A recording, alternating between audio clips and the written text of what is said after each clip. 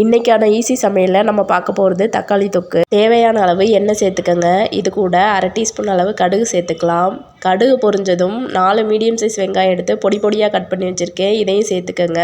வெங்காயம் ஓரளவு வதங்கின உடனே 10 பல் பூண்டு 2 பச்சை மிளகாய் எடுத்து கட் பண்ணி சேர்த்துக்கோங்க. வெங்காயத்தை நல்லா பொன்னிறமாக வதக்கி விட்டுட்டு 2 மீடியம் சைஸ் தக்காளி எடுத்து குட்டி குட்டியாக கட் பண்ணி அதையும் சேர்த்துக்கோங்க. தேவையான அளவு உப்பு சேர்த்து எல்லாத்தையும் நல்லா குழைய வதக்கி விட்டுருங்க. இது கூட 2 டேபிள் ஸ்பூன் அளவு தனி மிளகாய்த்தூள் சேர்த்து எல்லாத்தையும் நல்லா வதக்கி விட்டுறலாம்.